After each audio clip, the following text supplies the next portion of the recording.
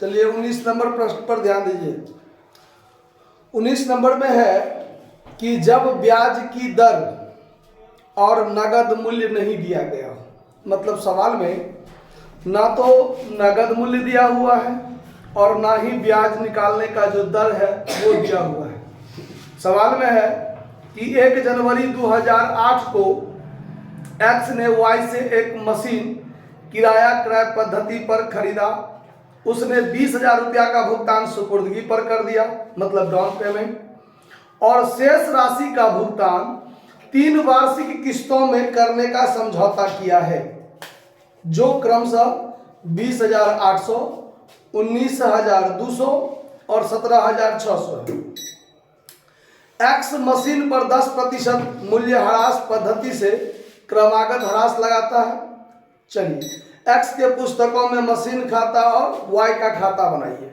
अब देखिए ऐसा कंडीशन में कभी भी क्या होता है कि जैसे 3 किस्त दिया है तो वो तीनों किस्त में जो कैश प्राइस होगा, कैश प्राइस का जो जैसे मतलब जो सोलहनी कैश प्राइस है उसमें से जो डाउन पेमेंट हटा दिया तो बाकी रुपया जो कैश प्राइस का बचा जिस पर ब्याज लगता है, तो कैश प्राइस का जो किस्त बनाएगा वो समान किस्त बन जाता है।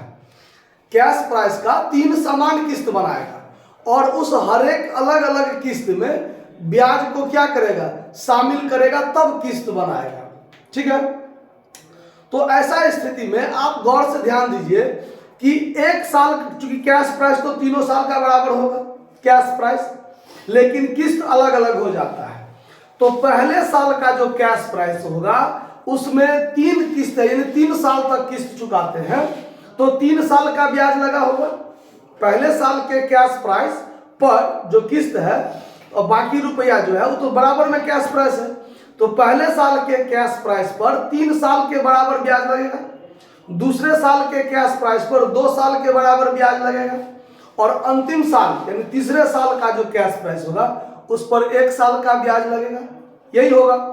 तो इस कंडीशन में कैश प्राइस कितना है और ब्याज कितना है ये हमको पता नहीं है। ठीक है, तो ऐसा कंडीशन में क्या करेंगे, हम मान लेंगे कि let cash price for each year as instalment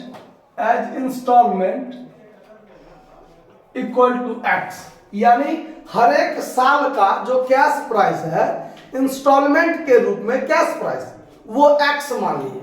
ठीक है, अब उस पर अगर 1 साल का ब्याज जो कुछ भी निकला होगा, अब 3 साल का है तो 3 साल का ब्याज उस पर शामिल होगा। पहले साल वाला कैश प्राइस पर 3 साल का ब्याज लगेगा ना, दूसरे साल वाला कैश प्राइस पर 2 साल का ब्याज लगेगा, और अंतिम साल का कैश प्राइस पर 1 साल का ब्याज लगेगा।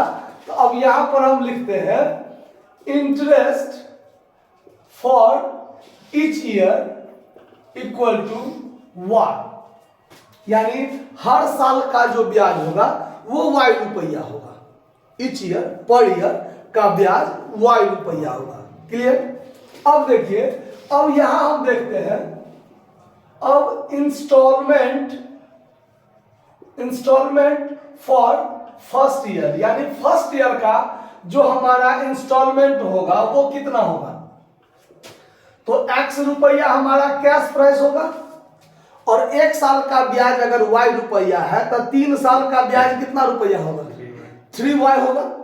तो यहां पर +3y कर दीजिए, तो बराबर फर्स्ट ईयर का जो इंस्टॉलमेंट है वो है 20,800। ऐसे ही इंस्टॉलमेंट फॉर सेकेंड ईयर, तो कैश प्राइस हर एक साल का cash price for each year, यहां ईयर लिख दीजिए, ईच ईयर एज इंस्टॉलमेंट, तो दूसरे साल का भी जो कैश प्राइस होगा वो कितना, x रुपया, और उस पर 2 साल का ब्याज लगेगा, तो 2y बराबर 19,000 कितना है, 200। ऐसे ही instalment for third year, x हमारा कैश प्राइस और y हमारा ब्याज, तो फिर इंस्टॉलमेंट कितना का है, 17,000 600। ये आपका समीकरण 1, समीकरण 2 और समीकरण 3। ये इतना चीज समझ में आया कि हमारा मान लीजिए, अभी एक एग्जाम्पल ले लेते हैं इसको समझाने के लिए कि मान लेते हैं हमारा 30,000 रुपया का हमारा है, मान लीजिए कैश प्राइस, इंस्टॉल मतलब डाउन पेमेंट देने के बाद। अब इसको हम 3 साल में बांट रहे हैं, तो तीनों साल का 10,000 10,000 10,000 तीनों साल का होगा। मान लीजिए इसको हम एक्स माने हैं, मतलब ये कैश प्राइस ही है मेरा, इसका 3 इंस्टॉलमेंट हम मान लिए 10,000 का। अब इस पर जो ब्याज लगेगा, मान के चलते हैं हम 10% ब्याज लगाते हैं। क्या प्रतिशत लगाते हैं? 10% लगाते हैं। तो पहले साल में तो पूरे 30,000 बाकी था ना, या मान लीजिए पहले साल का ये, दूसरे साल का ये, तीसरे साल का ये। तो अगर हम 10% ब्याज लगाएंगे तो इसका 10% 3,000 हुआ। तो यहां पर इसका भी 10%, इसका भी 10%, इसका भी 10%, 1,000 1,000 1,000, तो इसमें 3,000 ब्याज जुड़ेगा ना, यानी 10,000 प्लस 3,000, यानी ये 3 साल का ब्याज गुने 1,000 पर ईयर, ये जुड़ाएगा ना। अब दूसरे साल का जब किस्त बनाएंगे तो ये 10,000 इसका, और इस पर 10% ब्याज 1,000, और इस पर 10% ब्याज 1,000, तो इसमें 2 गुने 1,000 जोड़ाएगा कि नहीं जोड़ाएगा है?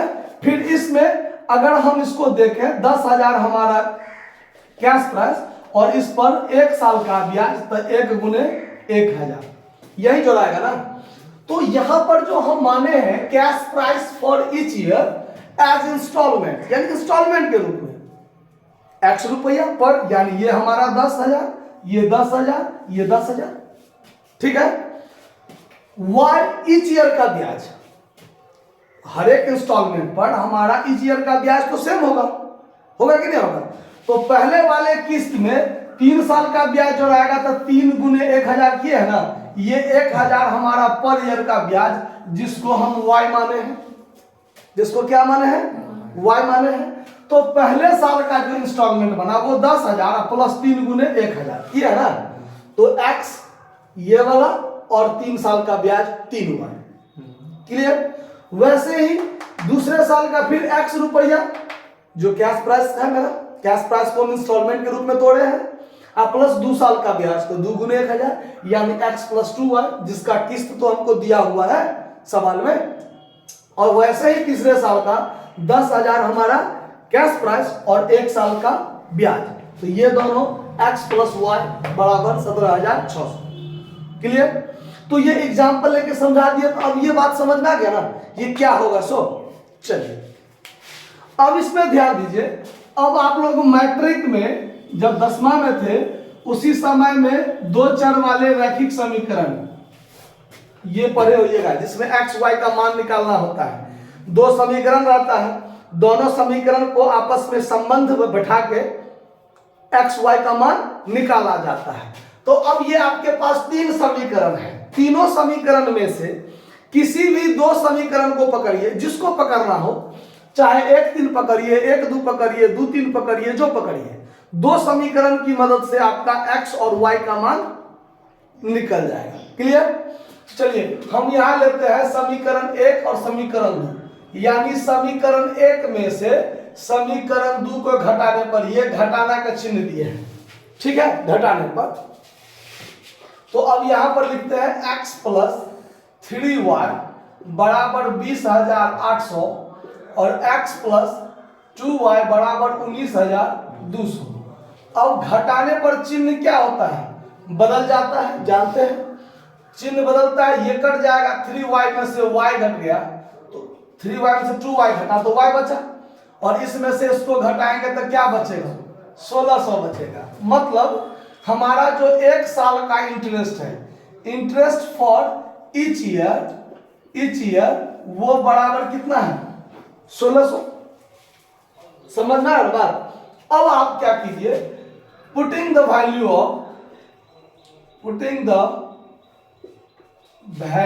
Of y in equation number first. अब देखिए, तो x प्लस 3y बराबर क्या है 20,800। तो x प्लस 3 गुने 1600 बराबर 20,800। तो x बराबर क्या हो जाएगा 20,800 में से 4800, 16 या 48 उधर प्लस में है, उधर जाके माइनस हो जाएगा। तो x बराबर क्या हो गया 16,000। समझ में आ रहा है बात, कोई दिक्कत? अब चलिए, अब यहां से हम आगे देखते हैं कि हमारा जो कैश प्राइस होगा, वास्तव में कैश प्राइस, अब x का मान, सब में x का मान है ना? तो ये तो हमारा ब्याज, ये ब्याज, ये ब्याज, तो इसमें 4800 ब्याज, तो इसमें 16 दूना 3200 ब्याज, इसमें 1600 ब्याज। तो इसका मतलब तीनों में हमारा जो कैश प्राइस होगा वो 16,000 होगा ना। तीनों में हमारा जो कैश प्राइस होगा वो x का ही मान होगा ना।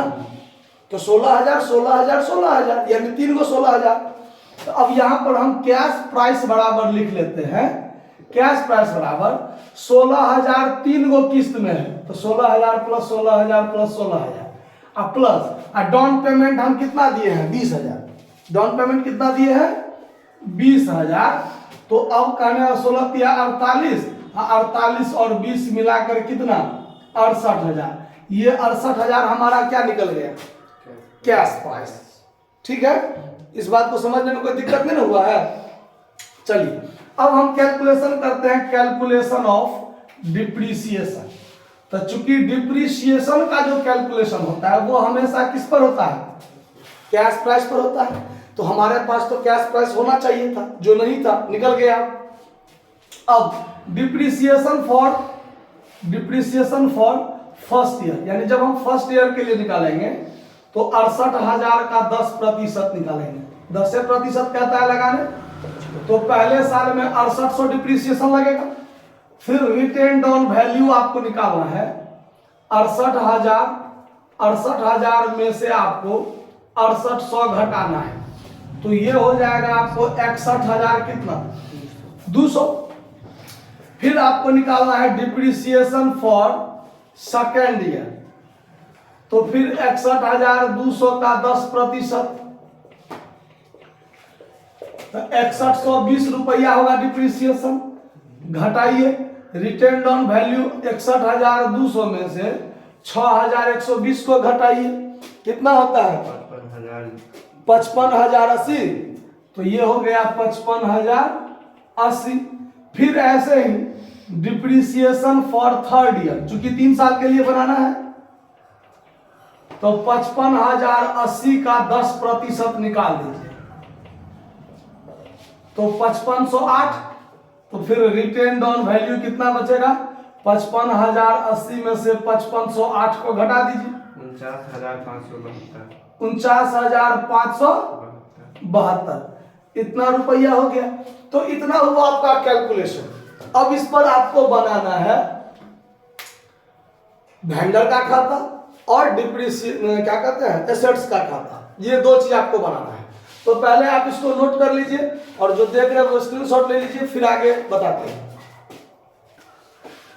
देखिए, तो अब जो है आपको बनाना है वेंडर का account in the books of purchaser. तो यहां पर हम बना लेते हैं। तो यहां जो बनाएंगे in the books of hire purchaser, hire vendor का खाता खोलना है। तो हायर वेंडर का नाम देखिए, एक्स ने वाई से खरीदा है, तो in the books of X बनाना है। किसका खाता हायर वेंडर का, हायर वेंडर्स अकाउंट बनाना है जो कि वाई है। कौन है वाई। अब खाता जो बनाएंगे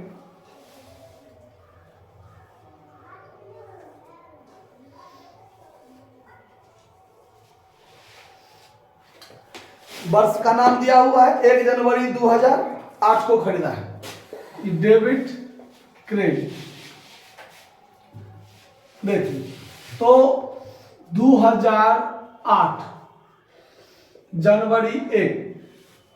तो परचेजर के पुस्तक में क्या बनता है एंट्री, एसेट्स अकाउंट दिया to hire vendor account. Hire vendor है क्रेडिट में, तो क्रेडिट में होगा बाय मशीन अकाउंट, यहां करेंगे बाय मशीन अकाउंट। कितना में, तो कैश प्राइस लिखते हैं 68,000। अब 2008 जनवरी 1 को डाउन पेमेंट किए हैं, तो टू कैश या बैंक अकाउंट आप लिख सकते हैं। 20,000 रुपया डाउन पेमेंट हो गया। अब इसके बाद दिसंबर 31 को सीधे क्या लगाएंगे, बाय इंटरेस्ट क्रेडिट में, क्योंकि इंटरेस्ट से हमारा हायर वेंडर क्या होगा, बढ़ेगा। तो बाय इंटरेस्ट, पहले साल का इंटरेस्ट कितना होगा, y का मान हमारा निकला है, चूंकि y बराबर 1600, तो पहले साल में 3y इंटरेस्ट होगा ना। फर्स्ट ईयर का जो इंटरेस्ट होगा, interest for first year, interest for first year तो 4800 होगा। इंटरेस्ट फॉर सेकेंड ईयर 3200 होगा, और इंटरेस्ट फॉर थर्ड ईयर कितना होगा, 1600 होगा। तो पहले साल का इंटरेस्ट 4800 दे दीजिए, यहां पर जोड़ दीजिए 68,000 72,800। फिर यहां पर दिसंबर 31 को आप किस्त का भी भुगतान किए हैं टू कैश अकाउंट। ये था आपका डाउन पेमेंट और ये है आपका इंस्टॉलमेंट, ठीक है। इंस्टॉलमेंट, तो इंस्टॉलमेंट आप दिए हैं 20,800 का। अब देखिए, तो यहां पर टू बैलेंस सीडी हो गया कितना, टू बैलेंस सीडी कितना बच गया, 32,000 रुपया, ठीक है। अब क्या करना है आपको, 2009 होगा ना, जनवरी 1 को क्या कर दीजिए, बाय बैलेंस बीडी, ये 32,000 यहां चला जाएगा। उसके बाद क्या करना है, फिर दिसंबर 31 को बाय इंटरेस्ट लगाना है। तो बाय इंटरेस्ट, तो दूसरे साल का इंटरेस्ट कितना है, 3200, यहां कर दीजिए 3200। अब यहां पर टोटल जोड़ लीजिए। फिर यहां पर 2009 दिसंबर 31 को टू कैश अकाउंट किस्त का पेमेंट कीजिए। कितना, तो किस्त है आपको 19,200, ये हो गया 35,200, 35,200 बच गया 16,000, जो आपका क्या हो जाएगा, टू बैलेंस सीडी। फिर 2010 में जनवरी 1 को बाय बैलेंस बीडी 16,000 हो जाएगा। फिर आप इंटरेस्ट दीजिएगा बाय इंटरेस्ट अकाउंट, ये दीजिएगा आप दिसंबर 31 को कितना रुपया, 1600, टोटल जोड़ के हो गया 17,600, 17,600। और फिर 2010 में दिसंबर 31 को क्या कर दीजिएगा, to cash account, to cash account 17,600 payment कर दीजिएगा। कोई सीडी बीडी बचने की बात नहीं है। अब इसके बाद बनाना है आपको संपत्ति का खाता, तो आप इसको नोट कर लीजिए, फिर देखते हैं। देखिए, वेंडर अकाउंट हो गया। अब बनेगा एसेट्स अकाउंट। एसेट्स अकाउंट मतलब machine account, machine account. Machine account में तो और हल्का वाला बात है, हर एक साल का डिप्रिसिएशन लगाते जाइए, सीडी बीडी करते जाइए। यहां डेबिट क्रेडिट, तो ये खाता इधर से खुलेगा। 2008 जनवरी 1 को यहां कर देंगे टू वाइज अकाउंट, यानी मशीन अकाउंट दिया टू हायर वेंडर अकाउंट, होता है ना। तो मशीन अकाउंट के डेबिट में टू हायर वेंडर हो जाएगा। तो कितना रुपया, 68,000। अब आपने फोटो खींचा था या आपने स्क्रीनशॉट लिया होगा, उसमें देखिए गौर से कि यहाँ क्रेडिट साइड में जो डिप्रिसिएशन होगा 2008 दिसंबर 31 को बाय डिप्रिसिएशन अकाउंट वो 6800 होगा, ठीक है। अब यहाँ पर जोड़ घटाव आपको कर लेना है, 68,000 68,000, इसमें से 6800 घटा के रिटेन डाउन वैल्यू जो होगा वर्किंग नोट में, वही आपका सीडी होगा, जो 61,200 होगा, 61,200, ठीक है। अब दूसरे साल 2009 जनवरी 1 को यहां करना है टू बैलेंस बीडी 61,200, और 2009 दिसंबर 31 को फिर आपको करना है बाय डिप्रिसिएशन अकाउंट, इसी का 10%, 61,200 का 10%, 6120। फिर आपको सीडी निकालना है 61,200, 61,200, और यहाँ पर जो रिटेन डाउन वैल्यू होगा दूसरे साल का वही बाय बैलेंस सीडी कितना है 55,080। फिर आपको 2010 जनवरी 1 में टू बैलेंस बीडी करना है 55,080। फिर 2010 दिसंबर 31 को बाय डिप्रिसिएशन अकाउंट 5508 यही करना था। फिर यहाँ पर जोड़ घटाव कर लीजिए 55,080, 55,080 में से इतना घटाइएगा, जो बचेगा बाय बैलेंस सीडी कितना हो जाता है 49,572। आपका सवाल बनकर तैयार। बोलिए सत्यनारायण भगवान की जय। नोट कर लीजिए। धन्यवाद।